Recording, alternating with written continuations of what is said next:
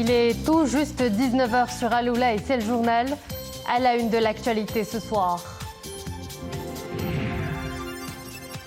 Un sous-variant du Covid refait surface. Baptisé Eris Lassouche fait l'objet d'une surveillance de près par l'OMS. Au Maroc, aucun cas n'est signalé. Le ministère de tutelle met en garde et appelle à la vaccination. Tayeb Hamdi, médecin chercheur en politique et système de santé, va nous éclairer. Nous pointerons un drame qui refait surface en période estivale, les noyades. Chaque mort est un décès de trop. Pour veiller au grain, les équipes de la protection civile redoublent de vigilance. À la plage de Casablanca, une dizaine de maîtres nageurs saisonniers sont sur le qui-vive.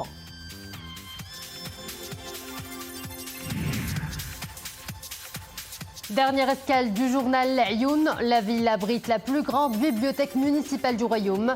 Un outil de qualité au service de la culture et des arts. Elle offre un large panel d'ouvrages, de quoi répondre aux demandes croissantes des chercheurs des provinces sud. Bonsoir à tous. Avant de développer ces titres, direction Asunción, la capitale du Paraguay, qui vit au rythme de la cérémonie d'investiture officielle du nouveau président Santiago Peña. Le président de la Chambre des représentants, Rachid Talbi Al-Alami, représente Sa Majesté le roi Mohamed VI à cette cérémonie d'investiture qui s'est déroulée au palais López, dans le centre de la capitale, en présence de nombreux chefs d'État de la région. Pour rappel, Sa Majesté le roi avait adressé un message de félicitations à Santiago Peña après son élection à la présidence de la République du Paraguay. Dans ce message, le souverain avait fait part de sa ferme détermination à œuvrer de concert avec le président Peña en vue de renforcer les relations solides d'amitié qui lient les deux pays et de développer la coopération bilatérale dans différents domaines au service des intérêts des deux peuples amis et de la consolidation de la coopération sud-sud.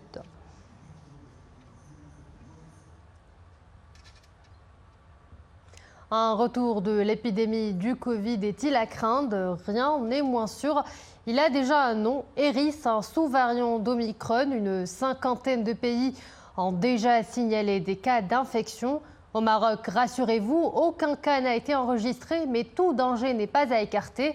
La vigilance doit être de mise et un suivi est impératif. C'est le sens de la communication vendredi du ministère de la Santé et de la Protection sociale qui assure qu'il continue de suivre la situation épidémiologique et appelle à la poursuite de l'opération de vaccination. Et pour en parler, nous retrouvons en direct depuis l'Arrache le docteur Tayeb Hamdi, médecin-chercheur en politique et système de santé. Docteur, bonsoir, merci d'être parmi nous. Au Maroc, la situation épidémiologique est stable selon les termes du ministère de tutelle. Aucun nouveau cas du sous-variant Eris n'a été enregistré, mais une nouvelle vague dans le pays reste probable. Doit-on s'inquiéter, docteur ?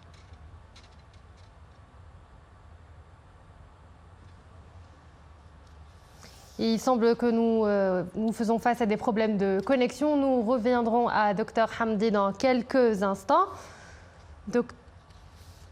Et l'été, passons à l'été, malheureusement, qui est malheureusement des fois synonyme de noyade, des décès et des drames qui endeuillent des familles et qui nous interpellent tous. S'attaquer aux sources de ce mal qui ronge notre société requiert une synergie de tous et les adultes ne sont pas, hélas, les seules victimes, les enfants aussi. Fatna Tabout Achour Bloum Saoud avec un commentaire de Maria Awad. Perchés sur leur tour de contrôle, ils scrutent l'horizon en quête de nageurs potentiellement en difficulté. Marcher au bord de l'eau en gardant un œil sur l'horizon et aussi s'assurer que les baigneurs ne prennent aucun risque. De quoi rassurer les plagistes, surtout les parents soucieux de la sécurité de leurs enfants. Mes petits ne résistent pas longtemps à l'appel de l'eau. Je suis sereine de les voir nager sous l'œil vigilant des sauveteurs. Quand je vois les maîtres nageurs, je suis rassurée. Ils sont là toute la journée et interviennent à tout moment en cas de problème. Des professionnels qui maîtrisent les techniques de sauvetage, épaulés pour les cas les plus compliqués par des infirmiers et des acteurs civils. Nous sommes déployés tout au long de la journée pour venir en aide au personnel infirmier. Chaque semaine, nous menons une campagne de sensibilisation pour alerter les riverains quant au risque de noyade. Chaque année, un triste bilan de noyade est enregistré. Un drame qui en appelle à la vigilance de tous, familles, acteurs civils et protection civile, pour que l'été ne soit pas meurtrier. Et nous retrouvons en direct depuis l'Arrache le docteur Tayeb Hamdi, médecin-chercheur en politique et système de santé. Docteur, bonsoir, merci d'être parmi nous. Bonsoir. Au Maroc, la situation épidémiologique est stable selon les termes du ministère de tutelle. Aucun cas du nouveau sous-variant Eris n'a été enregistré, mais une nouvelle vague dans le pays reste probable. Doit-on s'inquiéter, docteur ? Je pense que le communiqué était clair. C'est une information pour la sensibilisation de la population en général. C'est une information pour plus de vigilance pour pour les personnes qui ont des symptômes de la maladie, mais surtout c'est une alerte pour les personnes vulnérables qu'il faut protéger et qu'ils doivent être protégés. Donc, s'inquiétez pas du tout. Jusqu'à présent, ce sous-variant, même s'il il se propage d'une manière très très vite, il n'est pas plus virulent que les autres sous-variants d'Omicron. Donc, ne pas s'inquiéter, mais restez vigilants. Et surtout pour les personnes vulnérables, il faut être protégé. Il faut savoir protéger ces personnes vulnérables. Donc, c'est ça. Et docteur Tayeb Hamdi, quelles sont les caractéristiques de ce nouveau sous-variant? Quel est son degré de létalité et de dangerosité?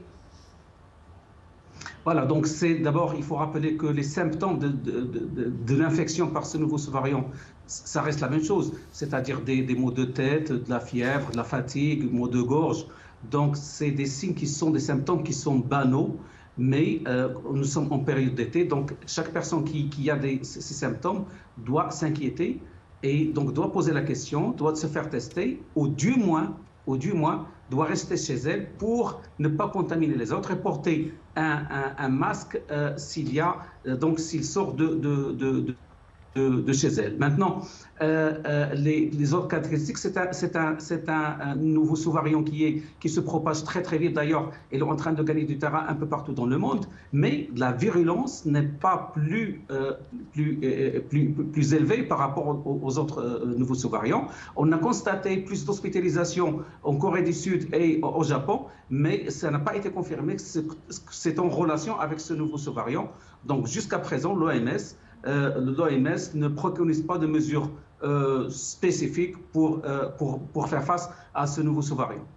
Et justement, dans le monde, l'OMS a lancé l'alerte. Le sous-variant Eris est passé du statut de variant sous surveillance à celui de variant d'intérêt. Cela veut dire quoi, professeur docteur?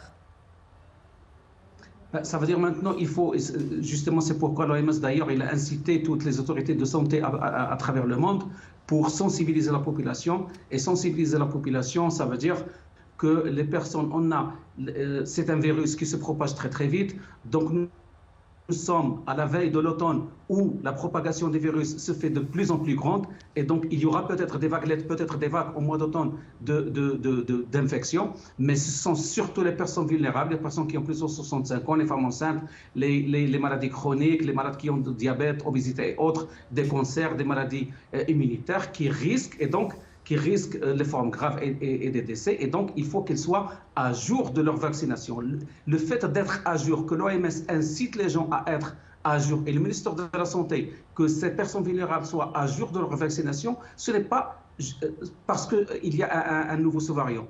Les autres sous-variants aussi, ils constituent une gravité, un danger pour ce groupe de personnes.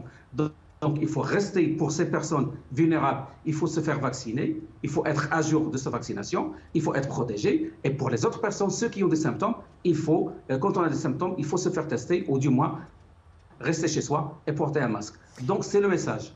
Docteur Tayeb Hamdi, je vous remercie d'avoir été parmi nous. Je rappelle que vous êtes chercheur en politique et système de santé. Prenant la direction du Bouregreg, ce fleuve qui sépare les deux jumelles Rabat et Salé. De tout temps, la traversée se fait en barque artisanale. Au total, ils sont plus de 72 passeurs à assurer cette virée. Aujourd'hui, la pratique rame et risque de disparaître de notre paysage. Voyons comment dans ce reportage de Mendish TV, Iman Slaoui avec un commentaire signé Maria Aoued.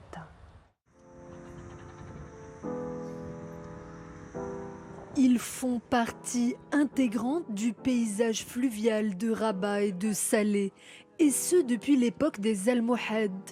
Si les barcassiers d'autrefois servaient à débarquer des marchandises sur l'autre rive du Bouregreg, les bateliers d'aujourd'hui proposent une traversée de santé au cœur de l'histoire marocaine, là où passé et présent se confondent. Notre métier existe depuis longtemps, mais il n'est plus indispensable, car on ne débarque plus de marchandises sur l'autre rive. À la place, on fait plaisir aux touristes en faisant une petite promenade.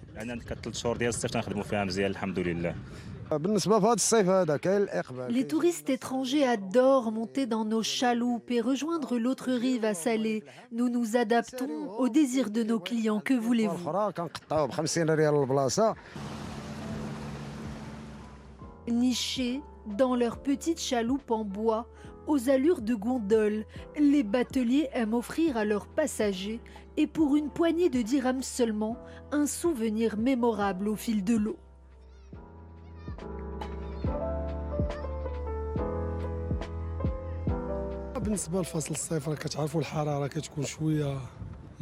Même si la traversée est courte, j'aime ce moment suspendu où je ressens de la fraîcheur et où j'oublie tout. Les gens adorent être sur l'eau et se laisser aller au rythme des rames. On se détend et on profite de ce beau paysage qui s'offre à nous.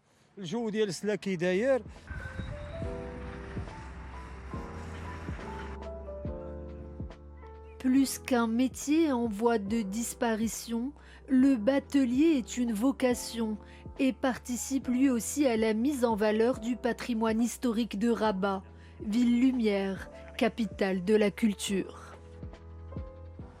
L'Aïoun, le paysage du chef-lieu de la région, l'Aïoun Saria al-Hamra poursuit sa métamorphose.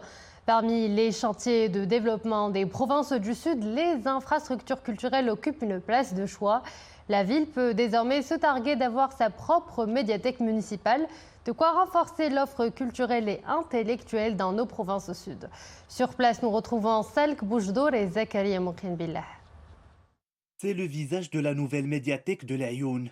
Un joyau architectural étalé sur 2 hectares 3500 mètres carrés, dont 5500 couverts. Destiné au grand public comme aux chercheurs, elle propose des ouvrages sur des thématiques variées, dont des locaux modernes alliant confort, design et efficacité. Réalisé par la commune de l'Aïoun grâce à la conjugaison des efforts de nombreux intervenants. C'est une structure grandiose, unique en son genre dans le royaume, qui contribuera à diversifier l'offre culturelle et scientifique dans les provinces du Sud. La nouvelle médiathèque est équipée d'un auditorium de 450 places, une salle de lecture, une vidéothèque, une galerie d'exposition, un espace réservé à la presse et une salle multimédia. Les missions de la médiathèque sont légion et l'encourage à lire et à se cultiver. Ce sera un refuge pour les étudiants et les chercheurs et pour l'ensemble des personnes intéressées par la culture, le patrimoine et l'art. De par sa taille, son envergure et ses dépendances, la nouvelle médiathèque témoigne des ambitions du chef-lieu des provinces du Sud de se hisser au rang des grandes métropoles et de faire de la culture un levier de croissance socio-économique. Dernière escale du journal El Jadida où le Moussem Moulay Abdallah Amrar bat son plein. Chaque année, le Moussem jette la lumière sur la fauconnerie ou l'art de capturer un gibier dans son milieu naturel à l'aide d'un oiseau de proie dressé. Un vibrant hommage est rendu aux fauconniers, gardiens d'une tradition millénaire que les Doukali préservent jalousement. Bienvenue dans l'univers de la fauconnerie. L'art de dresser les faucons fait partie de la manifestation culturelle que propose ce Moussem aux visiteurs. Une pratique ancestrale, un savoir-faire transmis de père en fils qui demande patience et de longues heures de dressage.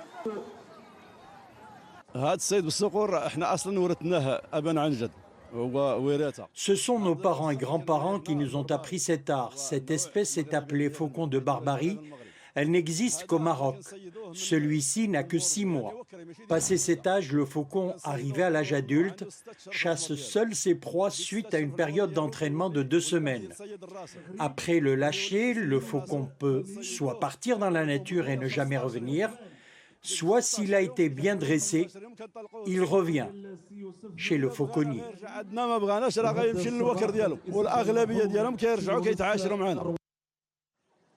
Le rapace est coiffé d'un petit casque. Le chaperon va le plonger dans le noir en le coupant des stimulus extérieurs. De quoi réduire son stress. Des gants nécessaires pour se protéger des griffes de l'oiseau. Le Moussa Moulay Abdellah rend hommage au fauconnier gardien d'une tradition millénaire que les Doukali préservent jalousement.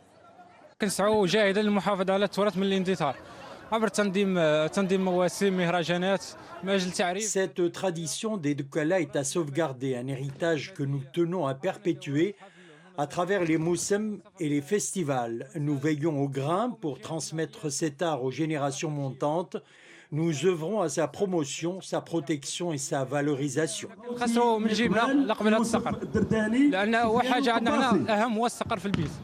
La fauconnerie est une tradition séculaire pratiquée depuis près de 2 siècles dans la région de Rouasm, Aouled Frj, relevant de la province d'El Jadida. L'UNESCO a proclamé le 16 novembre de chaque année Journée internationale de la fauconnerie. Et voilà, nous arrivons à la fin de cette édition. Merci à vous de l'avoir suivi. Excellente suite des programmes sur Al Oula.